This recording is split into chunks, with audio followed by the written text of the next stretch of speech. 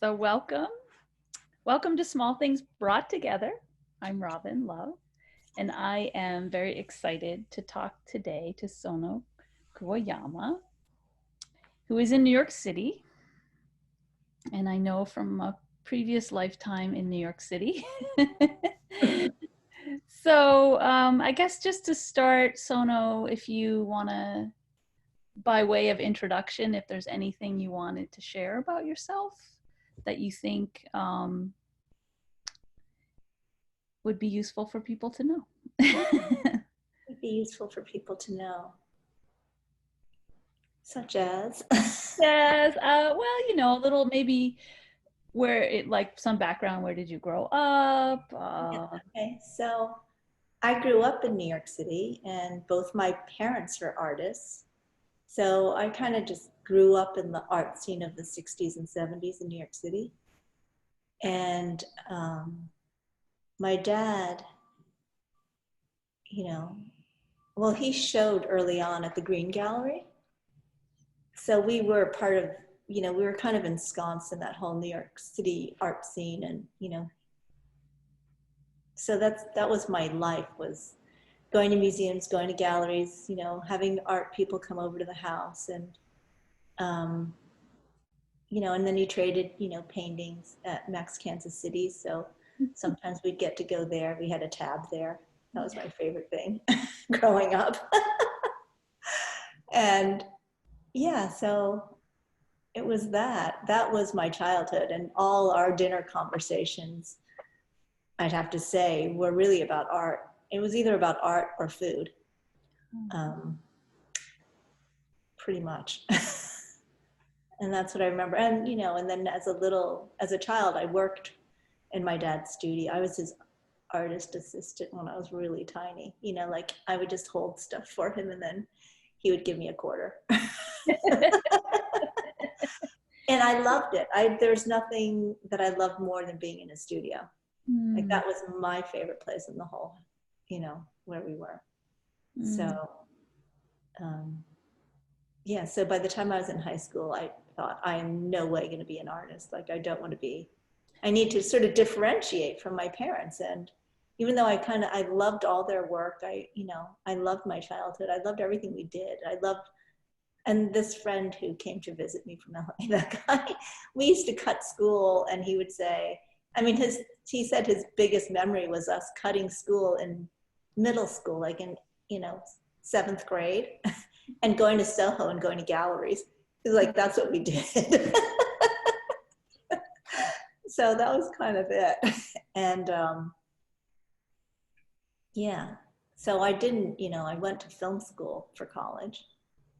And then I found I really don't like working with all those people. So I did animation. And then from animation, I kind of just really wanted to really just be by myself with my work. And so that led me to I applied to a summer painting program at Yale and got in and just thought, okay, I'm just going to see if this is really something that I can pursue. And then I just loved it. So then I applied to graduate school, got my MFA, and so there I am. Yeah. Oh, somehow I can't believe I didn't know that about the graduate school. Like I knew you went to BU, right, for undergrad. Yeah, that's where I went to film school. Yeah. And then I did my MFA. I actually went to RISD for a week. Because I got into RISD, and I was one of 2 graduate students that year. Huh. So there was another woman, they said, who was from Canada. Oh. And then I was working at the time on an 8-foot by 8-foot painting. And they had this little Victorian house for your studio, and I couldn't even get the painting through the door. So I had gotten into a fight with them about, I just asked them if I could have a hallway somewhere where I could finish this painting, and they said no. And they said, we're not known for our studio space, and you should have looked us up and like done your research. And I was like, well, you were so obnoxious, I don't want to be here. So I just moved back to New York City and went to SVA, and I just said, oh, I'm so sorry. I had a family emergency. I really want to come here. They were like, school started a week ago. We haven't heard back from you. But they let me in. They were actually really nice. I mean, they let me, I had a baby while I was in graduate school. Oh, so really? I was born during my MFA program. I was pregnant my second year, and I was going to drop out because I was about to have a baby. And they said, no, please don't drop out. You'll never finish if you drop out. Just bring the baby with you. So Say came with me to the studio and came with me to all the class. He was just with me for that second half of the MFA program. Wow. Yeah. It was pass the baby around back then. Everyone was like, can I hold the baby? I was like, sure. And they gave him a mini master's when we graduated. Oh. So he always says he has a mini master's from SVA. Oh, that's so great. And well, I guess I could say here too that one of the reasons I know you is because we both homeschooled our children. Yeah. So your homeschooling really did start like from day one. With bringing Say to SVA. Because for me, like I know, like part of homeschooling for me was always that there wasn't really any boundary between work and schooling, and it was just like wherever I was going, they were coming with me, and exactly that was education. Yeah, and so I put together a slideshow from the images that you shared with me, and which I have really come to enjoy that part of this whole like small things brought together, is that I receive images, and of course I know your work to a certain extent, but like even though it's digitally, but I think of it as I'm like handling the images, and putting them in some kind of way, I start to like make connections. And I mean, and I guess what I think is sort of fun is that because you're not there to tell me if I'm right or wrong, I can kind of, I build my own story. So, well, I think that's the way it should be. Yeah. I mean, I feel like all the artwork that I make is really an offering, and that people just take from it what they take from it. Like I can't dictate how someone's going to feel, think, or whatever about any of the work I do. Yeah. I do it with my own intentions, but that doesn't mean that, you're going to receive it and just sort of, it's not going to be this telepathic, like, hey, this is what I was thinking. Everyone's got their own associations. So yeah. And because, well, maybe we'll just get started, but I'm going to start the slideshow and then I'll share my screen.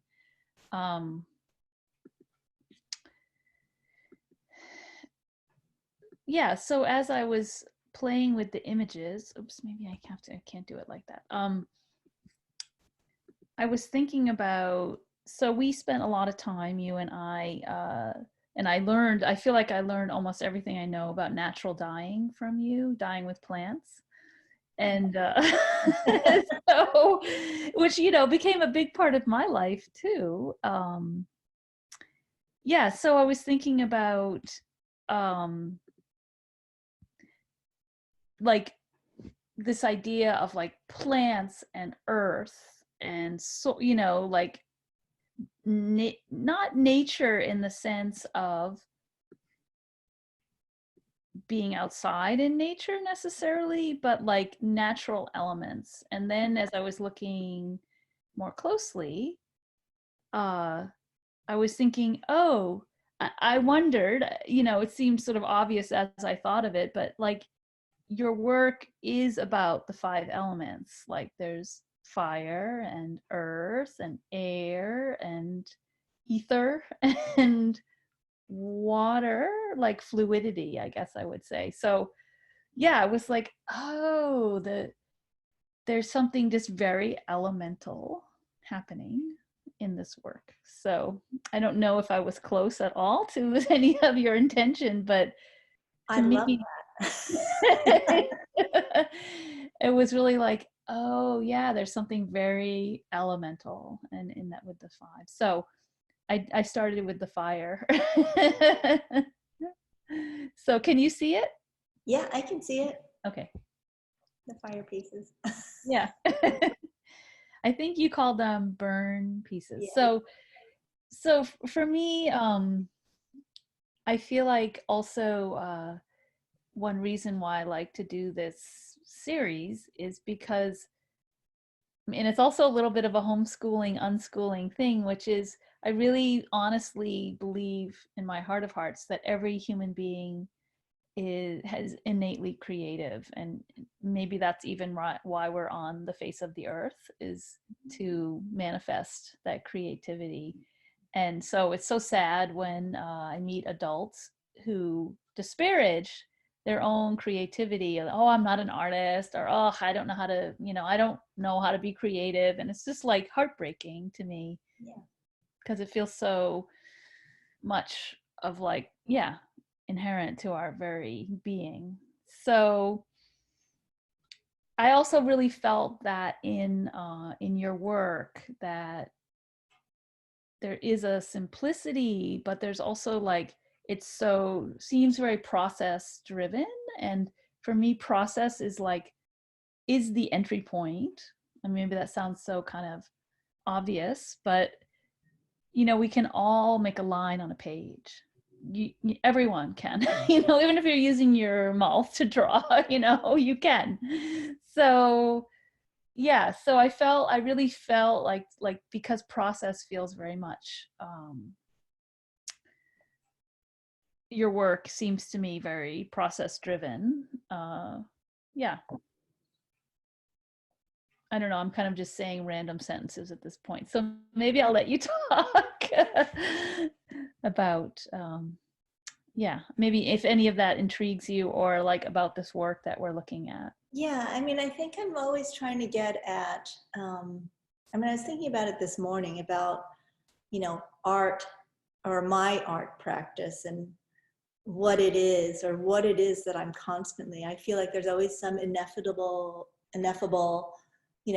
intangible something that I'm always trying to tap into, and I realize that I'm mostly like a lot of my work, like if you start looking at it as far as, form or whatever, the way it looks, it can be quite different, right? I mean, it's always like something else. And then, so I'm not about, having this body of work that is cohesive in the way that it looks, because I feel like that's not what I'm trying to do. I'm not trying to like, constantly like, like I'm not going to make like a gazillion of these burn pieces to just sort of work out some burn thing or something.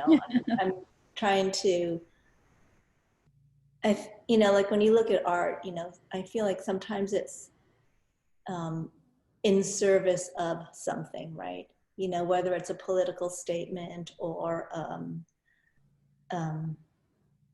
an emotional whatever something, or like the whole gamut of all those things that it could be in service of. And so I kind of feel like I'm trying to work in service of art. Like, what is it where I'm actually taking all these disparate tools that are available to me and just trying to create something that is art, instead of using all those things for another purpose. The art is not in service of some other kind of statement. So I'm trying to like, and I think that has to probably do with my background. My dad is very purist. And he is working on this, like, very specific kind of form things. So I'm just trying to sort of free it up with I don't want to be stuck and labeled as something like, it's hard to say, someone's like, well, what kind of art do you make? Are you a painter? Are you a sculptor? Are you, and I just feel like, well, I mean, now I'm kind of feeling like, sometimes it's installation based, sometimes I feel like it's kind of conceptual. Sometimes it, yeah, there's painted panels, and sometimes it's three-dimensional, sometimes it's sculptural, but it's all, I'm just trying to make art. I'm not trying to, you know, yeah, I don't want to get caught up in being labeled. Yeah.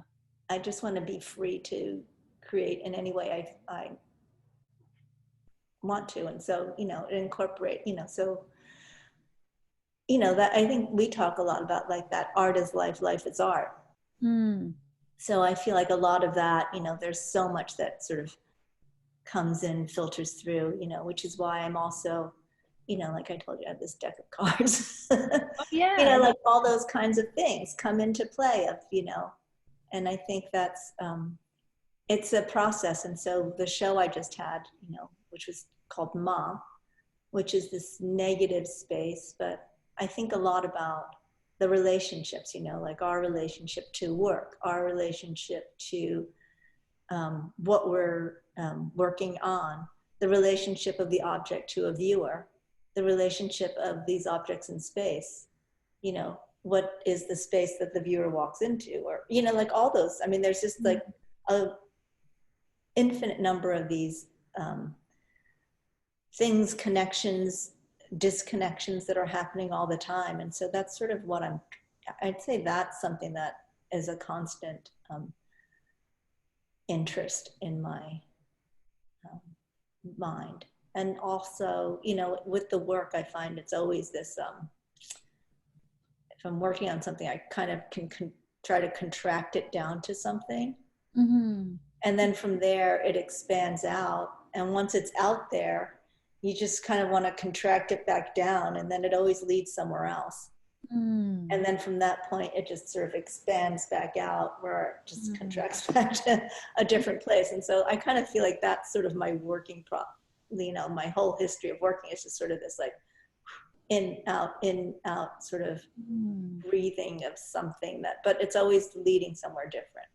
It's a kind of more like like a spiral is kind of a circle, but you come back to where you were, but you're somewhere else. Right. You're at a different point. You're always at a different point, but you're always sort of spiraling back, but it's always at a different place. So something like that, maybe. Yeah. I mean, I feel like that also works well with like this idea of the five elements, this kind of universe.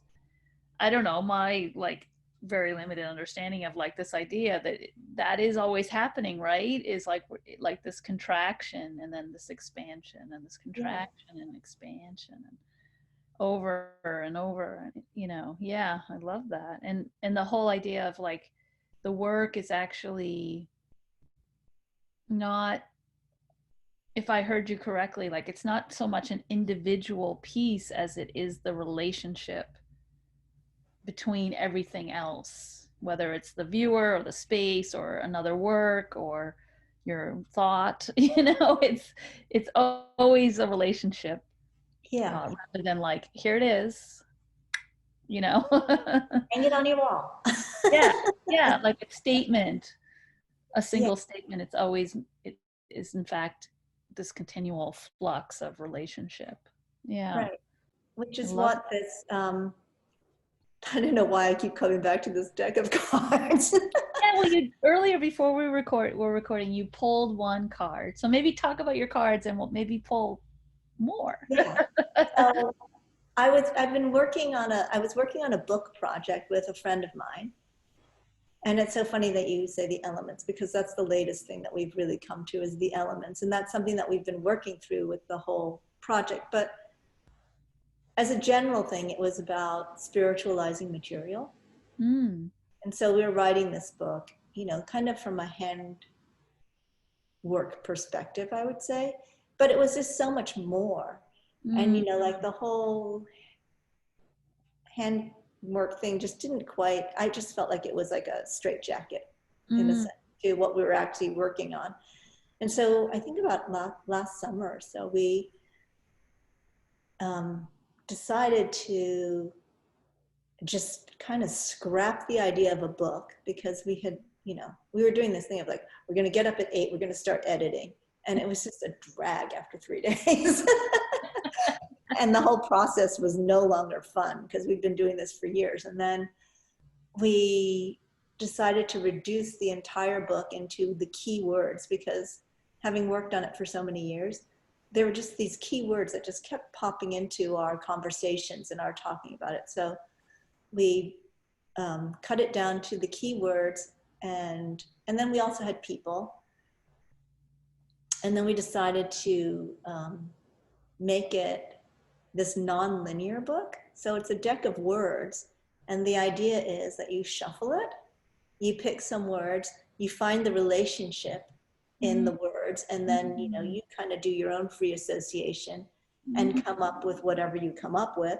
And then you can you can just keep shuffling them, pick one card, pick two cards, pick three cards, and then come up with this whole, we thought maybe our ideas, our thinking, whatever we're trying to get at, would just come alive a little bit more. Because that was the thing, is we didn't want it to be this like, here's this thing, take it in, digest it, done. It was more of it had to do with the process of being a co-creator. And that was really important to us, that you were co-creating this thing. And that's why, we came up with the idea of having this non-linear book, which is a deck of words, which you then can shuffle. And it seemed like it would just be this endless, this book with no end. Like you could just keep doing this and keep coming up with different things. And even if you pick the same words or word combinations on a given day, it's a different meaning, right? It's kind of like you never step into the same river twice, because you are different and the river is different.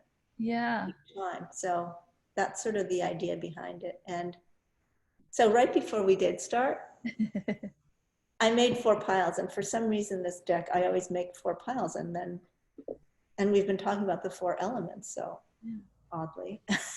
And oddly, these are the words that came up. It was breathe, mindfulness, protection, and meditate. And I was like, oh, these are Robin words.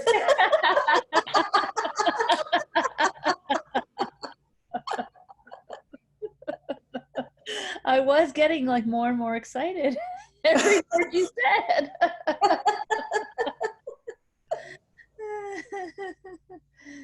Yeah. Well, and before we started, the word you picked was digest, which I also really love. That I think for me, certainly like these conversations are like, to me, part of digestion, Yeah. Because things, and also it's funny, like with words, because so you worked in the Waldorf school system for a long time. And one thing I remember about Waldorf, I was never quite as in it as you. It was sort of on the fringe. Is this idea that we shouldn't rush children to read, because once they have words like that they can read in their mind, this was always something that I don't know if I invented it or not, but I really associate with Waldorf. But this idea that they need time to really experience the world before they have a label to put on everything. Yeah. And that just always just like went straight to my heart, really. Like, yes. Like, and how sad, like sometimes parents will very proudly say like, well, my child was reading by the age of 4 or whatever, which feels quite early. And I guess there is some accomplishment there, but then I think how sad in another. I always felt like, oh, how sad. They're not out there playing and just really having this fullness of life that they should be having at that age, and just really figuring it out. And just being boxed in so early, I think is a tragedy. Yeah. And like, there's something very, I'm also thinking about your work too, that like it's so tactile, even if we're looking at what burns in paper, or we're looking at yarn, or we'll see later your installation in the gallery that you just had, where to me it's just there's like a tactile, there's always a tactile quality. And I think about the world, if you you know, when I remember the first time I heard that about like letting children wait till I think 8 years old before they read, like how to look around the world now with my adult eyes and not even sort of subconsciously have that label on everything, and how it becomes more tactile then, like to have an object that's not, doesn't have that two-dimensional label, you know, now it really can be its three-dimensional self in a tactile way. And Yeah. yeah, so but I also think how interesting that you gravitated to words for your deck of cards, but like it almost then asks us to reverse the process. So yes, here we are in our adult bodies and we learned to read whenever we did. I don't remember how old I was. And so like to almost reverse the process and like use the words as these like um, prompts to reintroduce like the three dimensions back, you know, does that make sense? Yeah. I mean, it's just to also have your own relationship to them. And then part of it was we did try. I mean, it's hard with some words, but to have them as verbs. Oh, Because, you know, that's one thing we talk about a lot is verbing. Like what happens to a language when it's so full of nouns, which I think English is just full of nouns. We're always yeah, naming things, yeah. you know, and what if the language instead was verbs? What if instead, um, you know, everything was in relationship, you know, Mm, so it's not, um, you know, so if instead of like putting on a shirt, which is a noun, you're mm, shirting, mm. you know, or if, you know, you just have, it's the way you think and see the world kind of changes if you change your language around it. Absolutely, And yeah. so I think about that. I've thought about that for a really long time because I was in Ireland when I was in college. I did a study abroad thing. And at one point, we had an opportunity to learn a little Gaelic, Irish Gaelic. And Mm, then, and there, the Gaelic had no possessive. So you would never, so, you know, you didn't possess anything. Like mm. things were not there to be possessed. Yeah. So if it was a shirt, again, you would just say, the shirt is with me. Uh-huh. You'd never say my shirt. Yeah, you would never say, this is my shirt. You'd just say, the Huh. shirt is with me. Huh. You know, and I just felt like, oh, and it just opened my eyes up to the entire, you know, of the people there. I mean, Mm. they were so generous. They were so warm. And I kind of had that feeling of like, yeah, they don't possess, you know, it's not about possession. I just feel like right now, I mean, maybe because of our president, I mean, it's so much about possession, so much about nouns, so much about this like something else, you know, like our whole, you know, capitalism Yeah.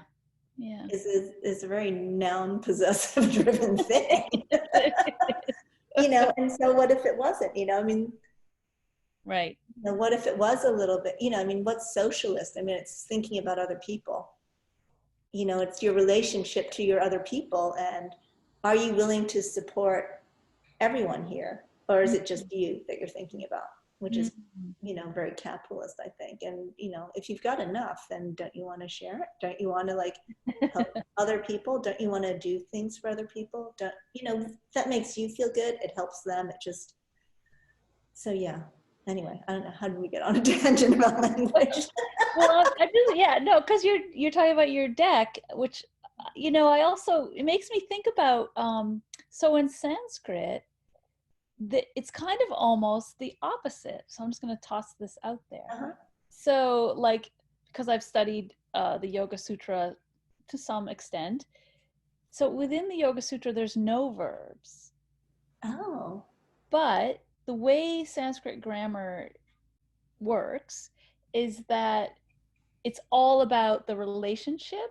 So when words are put next to each other, basically the relationship is then implied. uh-huh. And within the word, the root syllables are verbs. So you'll have a noun, but at the heart of the noun is often like some verbs. And Right. not always, but like often. So it's like the noun is constructed of verbs, and then prefixes and suffixes imply relationship. So very complicated language, obviously. But you know, the little that I know is always just like, to me, that is like so poetic Yeah, of it is. like how this, you know, one thing, it becomes almost like an object, contains all of that, like in its kind of simplicity of being. So It's beautiful. yeah, yeah.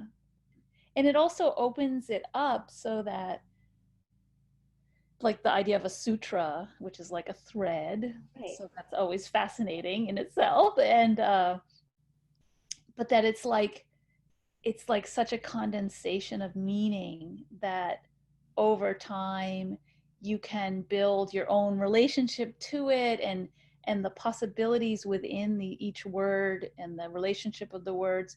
Like, you can approach it as a beginner, you can approach it as someone who's studied it, you know, extensively, and everything in between, you know, Right. and all of that is possible without changing a thing, you know. It's so cool. Perfect. Yeah. Yeah. So I feel that also within your work. I mean, to draw a parallel of like, there's a way you can look at your work and it appears quite simple. And there's, you know, and then there's, so that's an entry point. You don't have to have an MFA from Yale or RISD or, you know, or even SBA.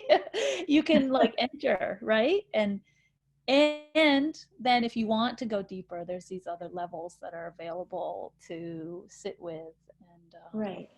yeah, so And that was the difficulty of, needing to actually come up with an artist statement, a bio, and all of that kind of stuff for the show, where I was forced to have to say something about the work, which I always kind of felt like, well, it's here. You can look at it, you can experience it, and I'd like it to be your experience. yeah, But I guess I realized that sometimes people just need an entry point. It's sort of like I just need to crack a door open.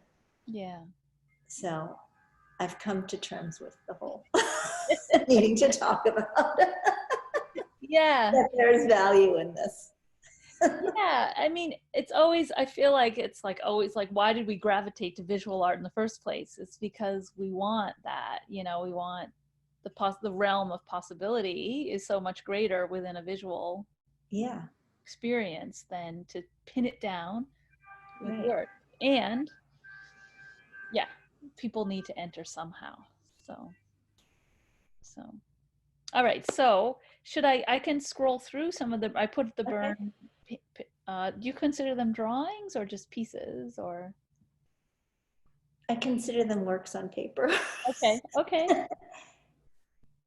Oops, let's see. So again, like, I think I put these together because it felt like, well, I guess that's different. I thought maybe that was one. So are you, these are layers of paper that you have burnt through, Through. starting Yeah, in the center, I assume. right. And so a lot of it has to, I think a lot of my work actually um, sometimes speaks to what's revealed and what's hidden, sort of. Mhm. So and there's always this layers. I find I work a lot with layers and just kind of like the archaeology of um, the pieces themselves of, yeah, of this revealing and hiding. And I don't know, sometimes I always feel like it's like an archaeology of memory, an archaeology um, of some intangible Mhm. kind of thing. And then with these pieces, uh, I had my hope was actually to, have someone help me construct like, some sort of framework where each piece is sort of separated in space, Uh-huh. so there's a little bit more of a depth, without, um, and how to do that elegantly without being able, without all the stuff on the sides. Yeah. Yeah, yeah. And then, which I still haven't kind of figured out. And then actually recently someone just said, I think they should just be pieces like on a pedestal that you look down at, or like Mhm. on a, that they should be standing alone just as they are on your table instead of pinned to a wall. But so yeah, so they're still, I guess in that sense, a little bit of a work in progress. Well, and certainly it'd be a very different experience have seen more object like where you're looking down versus on a wall where it's, seeing Yeah, through maybe. yeah. So So do you do the burns and then reassemble them later, or are you doing them like, okay, I'm doing this one and this one and this one and this one? What, how do they I out? did them, let's see. I think I did them sequentially and then possibly I reshuffled if it wasn't working. you know, because Yeah. sometimes they, some things just look better than others. And then some got more and more, I liked the, when the paper really starts buckling and then it creates this more three-dimensionality. So some of them, got a little bit more. I see that in these, yeah. Yeah, I don't know if you can see it in these, but. And then this one, is that a piece of paper at the bottom? Yeah, I Or painted one of the papers. So some of them had paint. There's the red one, and I think there's a silver one, and so sort of playing with that. Or do you want to see the wall or the back side of, or whatever it happens to be right. hovering above? Oh yeah, like that. So that one is one I sort of pinned on a wall Yeah. to kind of get that sense, and is a little bit more of the buckled burn. Yeah. And it's I mean it is a really different experience than like Yeah, down. yeah. So I kind of like it on the wall. Yeah. I like the shadows that are cast by the different layers. Um, and so maybe that is just how I hang it with Yeah. some T-pins. Well, and I mean, is this some of the Okay, so that's just a piece I've made that like I kind of, I think for you, I just decided like, okay, I'm just going to show everything that is going on in my studio. So these are just like these oddball little sculptural pieces that no one ever notices. I'd say mostly people probably wonder why I'm keeping like a whole pile of scrap paper that's all torn up. Do you know what I mean?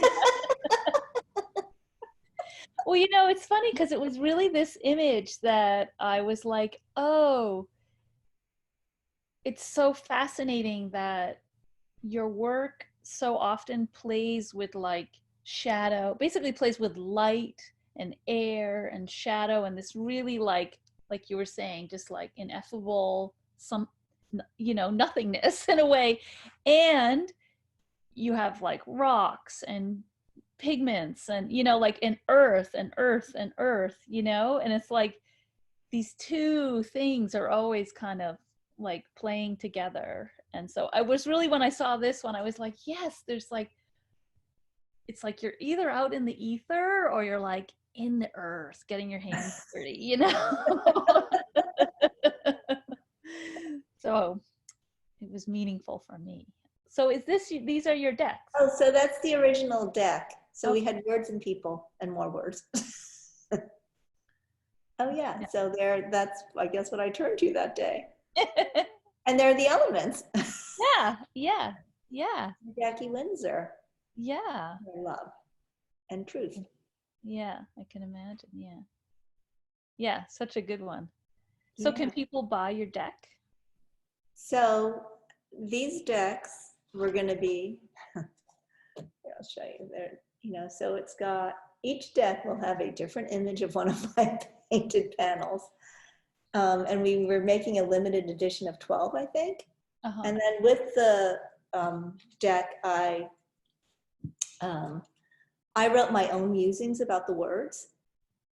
So for each word, I just wrote like a couple sentences of, just musings of that, pretty much that day, because I feel like I could come to it again. And if I wrote something today about it, maybe it would be a little different. Yeah. But I wrote a little musing about it as again, an entryway into this whole thing. And mostly I deal with questions. I feel like most of my practice begins with questions. And I really love the idea of just living with a question. You don't have to answer it. Yeah. You just live with it. I love that too. Yeah. And so, so hopefully, my show came down, and they were never able to finish making. They started making these. It was supposed to be ready for a poetry reading that we had at the gallery, where two poets wrote work in response to my work. Oh, wow. Which I love, because I love the interdisciplinary aspect of working, and I would love to do more sort of collaborative projects. I mean, it would be really interesting if someone gave me a poem and said, hey, make some work. Here's your jumping off point, and I can't even imagine what I would come up with. Yeah. Yeah. That's part of it. Yeah. Or dance. I have pieces that I want to make that include dance, and so there's all sorts of stuff always like, and so eventually I asked them if they would print up the booklets, because the decks will then, I plant dyed some cloth to wrap them in. So it will be a deck and a little booklet, and they'll be wrapped in a plant dyed cloth. If they get made. I hope they do. I hope so too. I don't know if you're aware, but like tarot cards are having like a moment right now. Right. So we thought of this also with, the friend that I started this project with, that's on the screen there. We also thought of like, okay, what if we took our words and really just kind of condense it down to which, okay, meditate seems like it could be the Hangman, or it could be, like one of those major arcana cards, and which ones are more minor arcana, or and can there be a way of doing this, and then people can shuffle it and we could come up with spreads. And thinking of it more as part of a creative process, because the other inspiration or thinking behind it was Brian Eno's Oblique Strategies, which was a deck of cards that he made for kind of getting through a creative block, I think. So he has stuff like, and it's for music. So it's like, turn on the radio, or, there's different prompts kind of. And so we thought like, oh, we could do this, and then also, which element would these words, if we took the words and then turned them into which elements, and are there some words like maybe truth would be a major arcana card. While as maybe other ones would be minor arcana. Like maybe mindfulness could be, I don't know. So so we had thought about that, and I'm hoping she's going to be able to come and we can have another like work session to work through that. Yeah, I love that, because I don't know so much about tarot, but I have a friend who's really gotten into it and is really amazing with it, and when you describe the way that you want people to work with the deck, that's really the way that she also works with tarot. Like, you pick the cards, but it's not so much about reading the text of like what so and so says this card mean. It's more like you just say what you see, and then you see how what comes up in your mind and your life. And so it's like, oh, I really love this. Like, it's like providing an opportunity for people to just like a prompt into your own life. Right. It's Yeah. also, you know, in doing that, you know, like if you say, you know, if you have a tarot deck and it's just like, what do you see there? You Yeah. know, I feel like that's kind of scary for people because I feel like it's part of this, like, oh, there's a right answer and a wrong answer because Yeah. here's the book that tells you what it is. Yeah. You know, and that's the first thing anyone's ever going to do is like go to the book because that's the answer. And Yeah. so I feel like it's the same thing of what you were saying before, people not feeling they're creative and not being able to, you know, draw or whatever it is. But it's that same thing that holds you back. It's, I don't know if it's a fear of being Be. wrong or Yeah. something, or being judged or Yeah. whatever it is. I feel like a lot of our, I'm noticing that a lot lately in my own musings that, you know, this so much becomes fear-based, you know, and to recognize like when are your decisions fear-based and when are they just freely coming from you. Yeah. And that's one nice thing about the artwork, I feel. I mean, there is a little, like having a show, you know, brings up fear-based thinking. There is some fear there. Yeah, because when I'm doing my work, I feel pretty like, you know, I'm just doing it, you know, and then the minute someone wants to see it, it's just this instant like, oh my God, what are they going to say? Am I going to have the right answer? I mean, even talking to you before we did this thing, I was like, oh no, I'm going to come off as a complete idiot. I don't really have anything to say. You know, all of that stuff. I mean, even right before my show, I had to get there early because we had oysters and stuff for the opening. And then like half an hour before the show opened, I was like, okay, I'm ready to go home. This was a big mistake. I need to leave now.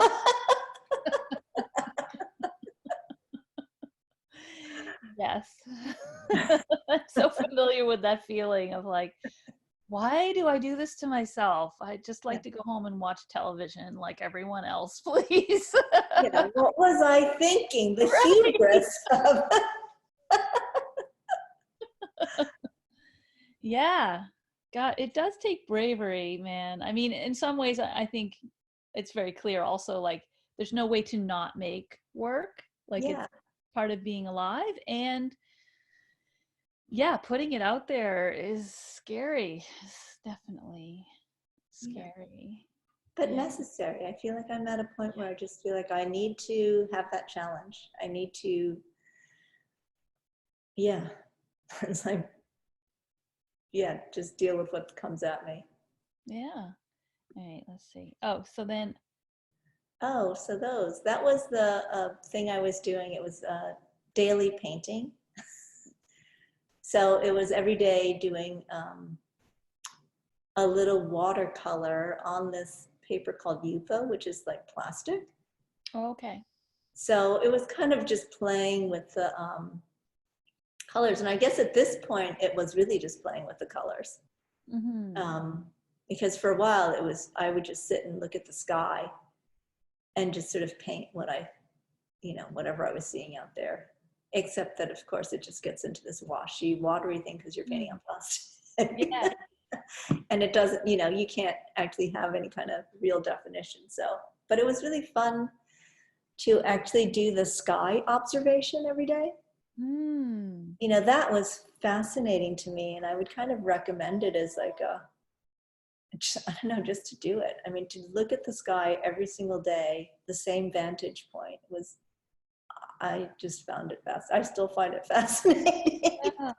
Totally. Oh my So God. yeah, so that's Well, what those were. These are just more afterwards. I was like, okay, I can't paint the sky anymore. I've got to like do something else. I want to like play with, you know, light, dark, color, and then just the watery mm. viscosity of the paint on this plastic surface. I get the And feeling these are quite small.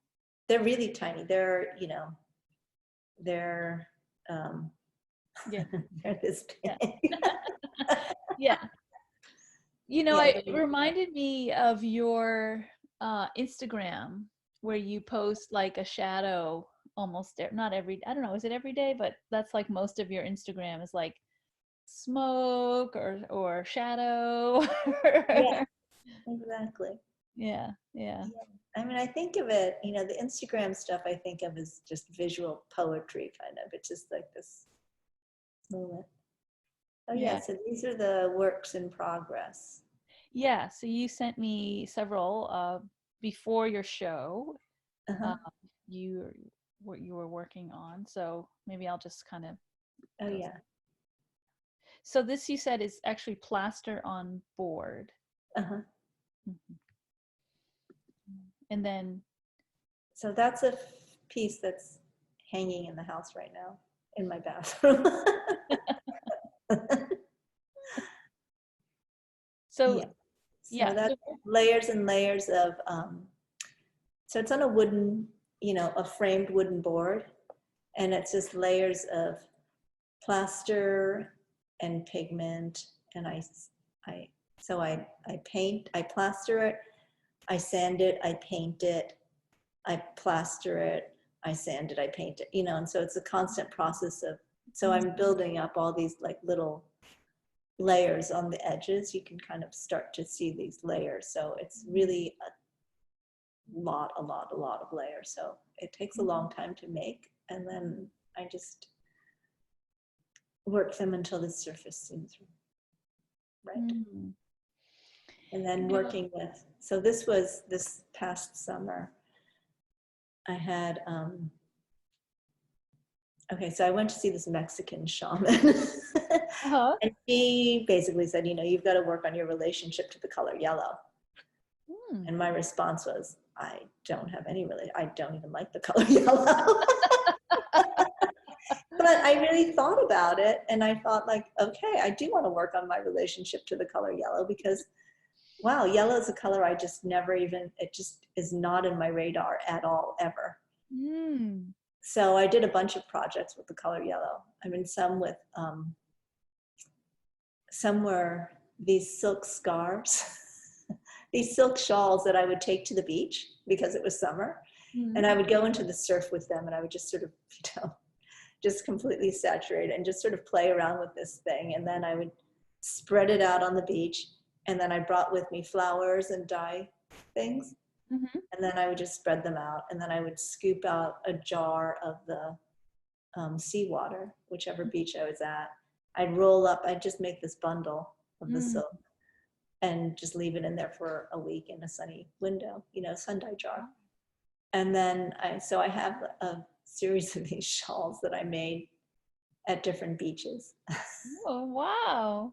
Yeah, so that was sort of a project I started until I just thought, man, it is really heavy to carry a jar of salt water from the beach all the way back to my house, especially if I'm going out and doing something afterwards, and then at first I had like, my ceramic bowls with like the flowers and things in it. And I just sort of made this beautiful ritual on the beach, and it became kind of cumbersome Yeah.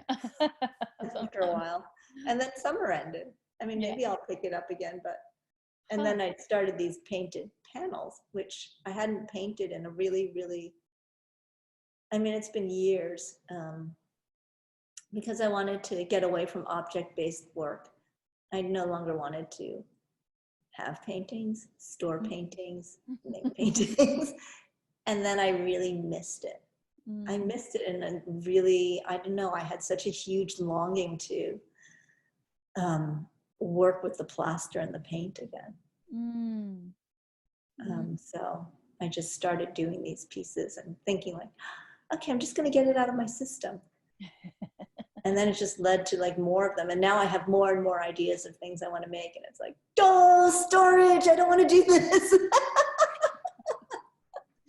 That truly is the bane of the painter, is storage. Yeah, I was like, I can't store these. Yeah. Yeah. Oh, so then this is where I put the images of your most recent show, Yeah. which So, was at a gallery called Key Smith Gallery, right? In yeah, Uptown, right? yeah, Harlem? on 125th Street. And Fairway, right? yeah, so the title of the show was called Ma, which is a Japanese word for, I mean, I think here they call it negative space, but it's not, it's more about the space in between. It's about the emptiness that actually gives meaning to a form. Mm. So it would be, the space between notes and music, without which there would be no music, right? It would just be notes sitting on top of each other. Or it would be the empty space, the hollow inside a cup that makes it a cup. Without that hollow space, it's not a cup. Right.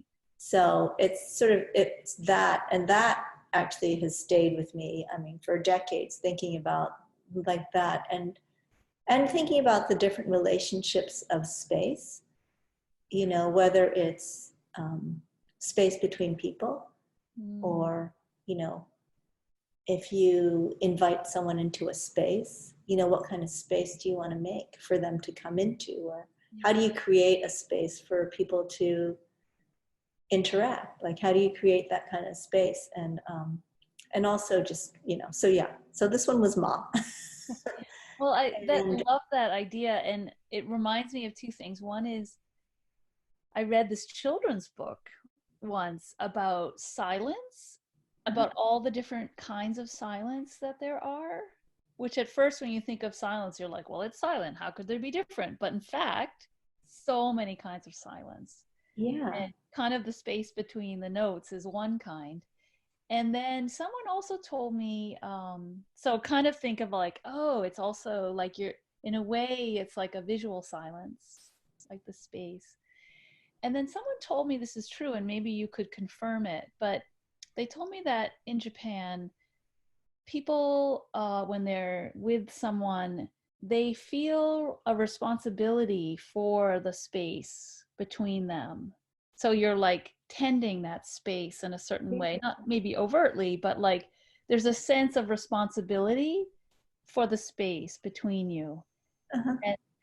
And that's so different from like Americans where there's either no space or, you know, and I've thought about that a lot since I heard about that. And it was like, oh, you know, mostly I'm very unconscious of it because I'm born and raised in North America. So I don't have that consciousness, but like how different it would be if I could have a consciousness of that. So yeah, and I guess I have to say that I feel, you know, it's my, you know, because my parents are Japanese, and I never thought twice about it. And then, you know, and I always felt like, well, I was born here, I was raised here. Yeah. I'm probably really pretty American, but, you know, suddenly I'm finding, like with this, I actually kind of thought like, well, I guess it's a Japanese word, but, you know, obviously it exists here too, because as a conceptual whatever, you know, people must think about this. And then it was actually the woman who wrote, she interviewed me for the catalog, and she gave a little talk at this poetry reading, and it was her who was just like, you know, just kind of like, what the, you know, this idea of Ma, and this thinking about space in this way, and how completely foreign it was. And I just thought like, oh, wow. I mean, it just sort of brings you back to like, oh, right, I see the world through this weird lens that's mine. And, you know, other people are not seeing it this way, but I've always had that, you know, this idea from the very beginning of when I started as a painter, was the thought that what's not there informs what is there more than what is there. Yeah. And even with these, I always feel like it's the space, not the panels. Like I was trying to emphasize that of like, you know, it's not the panels that I'm trying to highlight, it's the space that I'm trying to, you know, it's the space. Yeah. And then it's like, okay, so, you know, then it was, you know, how do we sell this? Because it's an installation. Yes. You know, and so then it was like, okay, we'll sell the panels individually, because I don't know what anyone else's space looks like. Right. So I'm still sort of wrestling with that, because I feel like, well, should you have like a minimum of 2 panels then, because they have to be in relationship, or, you know, but no, we hung like one panel, like one panel also commands a space. Yeah, it does. Yeah. So, and I have to say, so you can see like these little like niches that are set in over the yellow and love those. So that was the first thing that I just really, like when I knew I was going to have a show there, I was just like, oh, I want to do the niches. That was the first thing that I was really just sort of excited about working because of that kind of unusual space and the potential for it. So yeah, so I don't know. Yeah, and then I think I was telling you before with the installation of the panels, it was because I was using color, because mostly I'm always using white. It had to do with the gesture of the color, you know, how a color would relate in space. Well, I'm really loving them, especially these little niches. And I of course, because I associate you with natural dyeing, Yeah. I was like, oh, it's like marigolds and onion skins and indigo, and the sort of earthy ones are madder. And I even wondered if like that's what you use to create the. Yeah, so with this piece, Oh, with sorry. that yellow niche, Yeah. it's the yellow that the thing is painted in is a milk paint that I made with coreopsis, with plant colors, Oh. And some mineral colors mixed in to get the right color to match the yarn. Right, Mm. so it's a white ball of yarn, but the inside is yellow, which is great because if you're spinning it, you can just change the color. And as I was rolling it up, I realized I just made an egg. There's a little yellow ball inside the white ball. But but the dye material that's at the bottom of that little niche is the coreopsis that I used to make the paint. Uh-huh. And then I sprinkled it with a little calendula on top for healing. Yeah. And then, yeah, so then I guess these are some of your Those are the singular panels. So that's that little tiny panel that's on top there. oh, that. okay. So Okay. that's the red sort of. So that was sort of my thinking was, you know, the gesture of red. How does red move in a space? Hmm. You know, how does blue move into space? How does yellow move into space? So with red, it's like red neither recedes or comes out. It just is there. And it's very contained, and it's, you know, it's like it's the stop sign. Right. And so that was sort of my feeling of red just needed to just like just be together. Mm. And that's sort of how it works in space. It's not like it's not trying to come out or come in. It just is there. So so that was the red piece, and that one actually sold. Oh, good. Yeah. Yeah. Oh, and then these are, I assume, some of the So dogs. that was, you know, they said, you know, why don't you bring in, I had originally brought in, there's Brazil wood and the coreopsis because I just kind of thought like, okay, what if someone just sort of like, I don't know, whatever, messes with little niches and they fall out and you need Yeah. extra or something. I don't know. I had no idea. And then they said, well, why don't you just bring in all the materials that you used in, because all the painted panels, all the yarn, everything in the show is made with natural pigments. So it's either plant-based or mineral-based. So the plant-based ones are in the big jars and the mineral-based ones are in the small jars. And so that's most of it. So yeah, so there's like on the far left is charcoal that I picked out of the fire pit. Uh-huh. You know, so I ground that down and made some black paint. And then there's black walnut. I think there's indigo and cochineal, Brazil wood, madder root, Marigold? coreopsis cosmos, maybe, or maybe those are marigolds. I can't even tell from here. Onion skins, osage, turmeric, and then all the little mineral ones, the earth pigments. Huh. And then there's also some wild grapes that I foraged and turned into purple for some of the pigments. But they were consumed, so they're not. Oh, okay.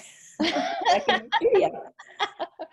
Yeah, well, because I had the other images and then you sent me the installation shots we were saying before, like I was trying to steal them off the interwebs, but I was unable to do it. So I was so excited you sent them to me. So then I kind of went back to the ones that you had previously. So these will also seem to be a series. Maybe I'll just kind of scroll through. Yeah. So that seems indigo dyed in there. Yeah, so this is all a series of, you know, these wrap bundles, basically. And so those are actually books.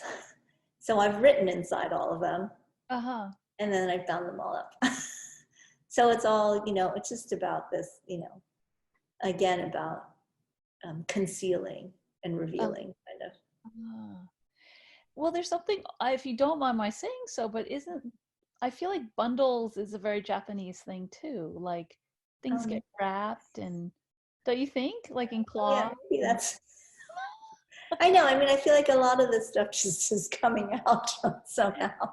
yeah, Yeah, yeah. so that was another. So this piece actually, I had eye surgery All right. last spring Yeah. and I couldn't really do anything, but I really wanted to work in the studio. So I made a lot of these bundled pieces then.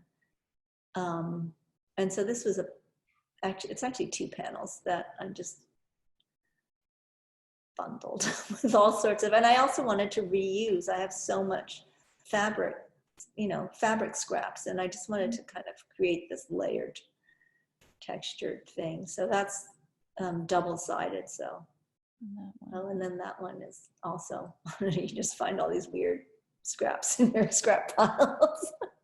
Well, there's something very tender about that one with the stain and the tears and yeah, feels kind of vulnerable somehow. Hmm. Ah, Okay, so this is a piece that I made also with these scraps. There are all these, the ends of threads and yarn and all sorts of things that I've bundled. yeah, I And have a. then I pinned them to the wall with these etymology pins. Oh, okay. Entomology, sorry. Entomology. Yeah. um, and then just sort of created this sort of wall installation. So Yeah. that one was in a show up in the Catskills. Oh, okay. Yeah, I wasn't sure what was in the center, if they were twigs or if. No, so I just take all that yarn and I'm just like Uh-huh. binding them until they just sort of hold. And then Mm. they just sort of like make their own little shapes. And Yeah. Back. Yeah. so I have kind of like baskets full of them.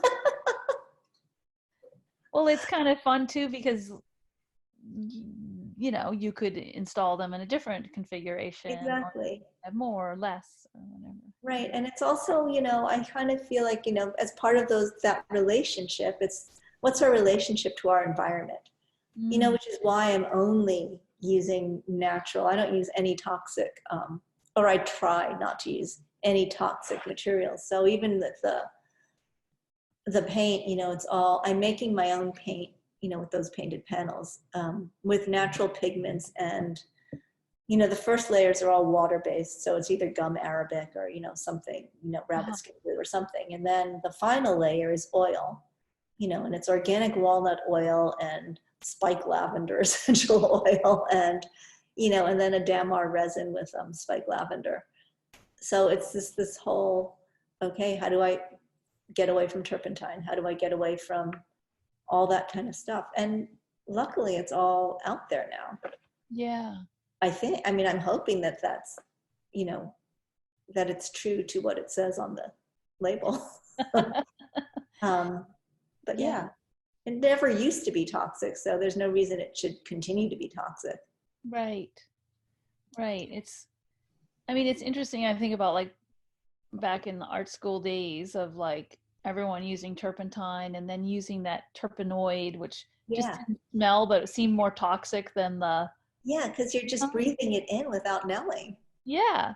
So I always felt like that was so bizarre. Like, why was that considered better for you? And yeah, yeah. So very interesting. Okay, so here's your. Uh-huh. So this looks a little bit related to the piece right behind you right now. Yeah, so this was the first piece, and this one was, I'll say, it was inspired by Sol LeWitt, because he had 50 points of connection. And I thought, oh, that's really interesting, and really interested in his indications, right? Because I thought, that's what I want. I just want to write. And so I have books and books filled with like ideas for pieces that I feel like one day I'd like to publish and someone else can make them. And then, because it started with my thesis for graduate school where I wrote a short story, because I was like, I don't want to write about my work, but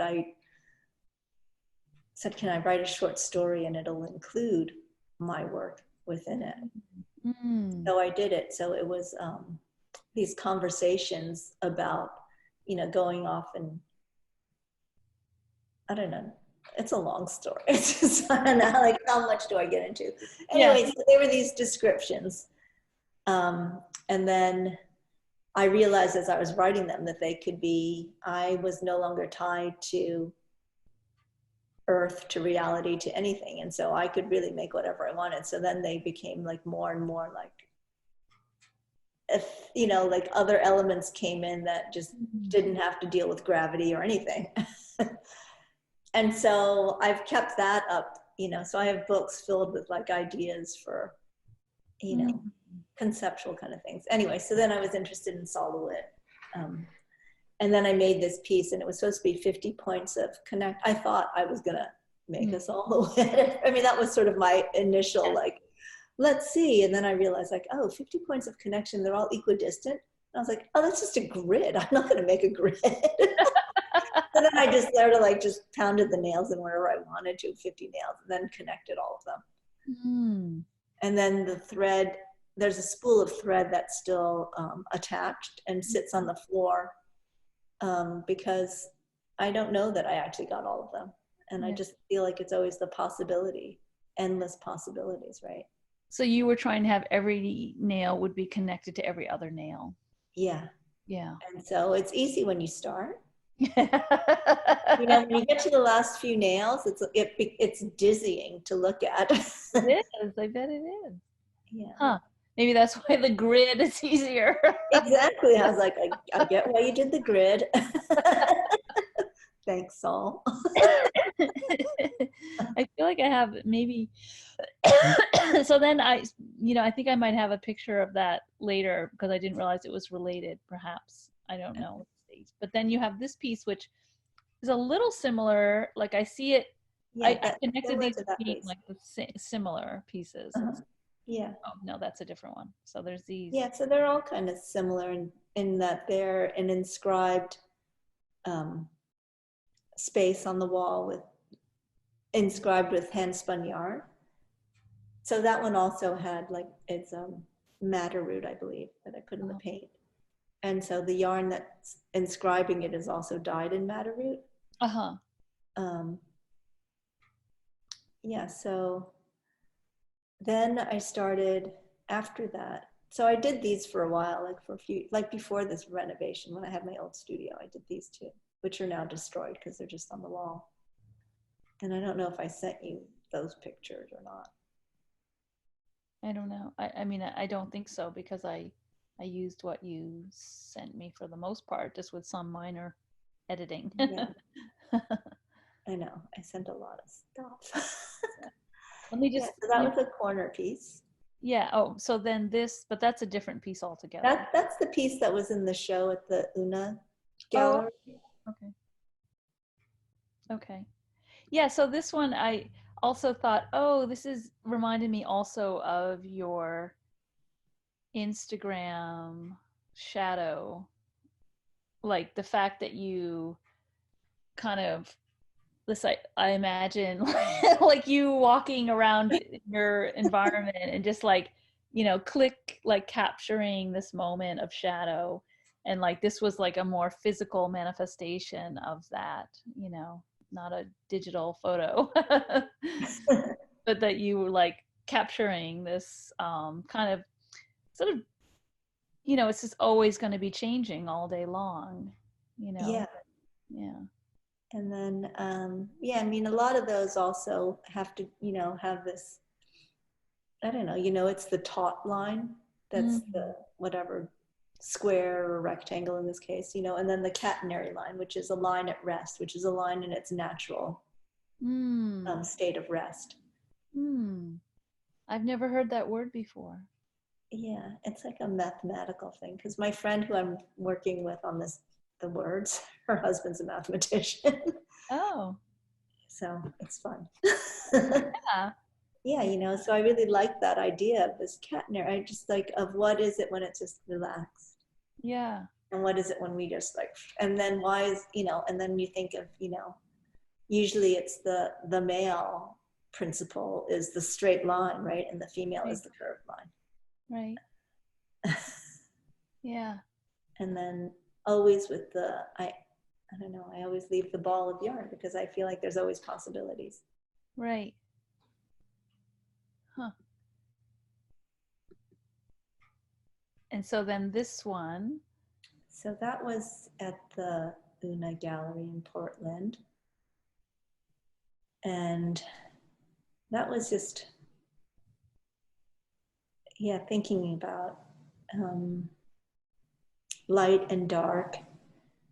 And then, you know, they come together, they're gray. So out of these two gray balls of yarn that are the same, Mm-hmm. one is black, one is white. They cross, they're what's coming between, you know, what's their relationship basically. Mm. And I think it was coming out of a corner. If I asked them to put it in a corner for the installation, you know, like on two ends of the corner. And I think they did that. Yeah. I didn't get to that show. Yeah, I didn't either. Yeah. There's too much going on here. I wish I had gone. Yeah. So I guess that must be something kind of similar. Yeah. But they're on the wall. Yeah. And then these are a whole series of drawings that you made that you had sent me that you said conceptual work. So maybe it's what you were talking about. Oh, right. That's what I was talking about, like in the books, just Yeah. different things that I'm thinking about. Yeah. So I just pulled a few out and just put them in. I thought, well, there's a lot here and we probably could spend an hour about each one. Yeah. We'll not do that. Yeah. But I love, you know, I have to say, like, for me, it's very inspiring to see this and to hear you talk about it, because I find myself getting kind of a little sometimes like almost uptight about, like, if I like, I couldn't just write them all down and let them just be in my sketchbook and that might be the end of it, you know? It's like if I write it down, I feel like, well, now I have to do it. So I'm not going to write it down because, you know, so it's kind of, I'm getting really inspired to be like, oh, just write it down and who cares if you ever do it, you know? I mean, it'd be nice, but maybe, yeah, I guess I got to the point where I feel like this is the work. Yeah. Yeah. I did it. It's done. Yeah, totally. Yeah. I mean, it's so kind of, well, sorry. And it's not obvious, but like for me, there's something, you know, there's like a little hang up there. So it's nice to kind of like receive permission somehow to. Well, it started because, you know, I had started it, you know, decades ago when I did this thesis thing. And so every now and then I was just sort of like doing it. And then I really started as a daily practice when I lost my studio and I didn't have a studio space. And then I started doing what I called studio in a sketchbook. So every day it was I'm going to sit down and what would I make? Yeah. What am I going to do? And so then it was every single day I sort of had this as like a practice for probably over a year. I can't remember how long we were out of the space, but yeah, so now it comes as like second nature. Like, I guess because I did that, it was like going to your studio. Yeah. And doing the work, so. Yeah. Super interesting. And yeah, I also, you know, to even almost tie it back to the beginning of this idea that it's kind of always available to us. This, you know, creativity is always available to us, whether you're have a big studio or you just have the kitchen table, you know, like in a way, the boundary or the barrier is kind of in your mind, and you know, and yeah. Exactly. So yeah, it's good because I feel like, I guess because sometimes I'm not physically in the studio space, or because I do so much work that's just directly on the wall, it takes me a while to like take something down, because once it's down, it's gone. You know, Yeah. I basically destroy the work every time I take it down.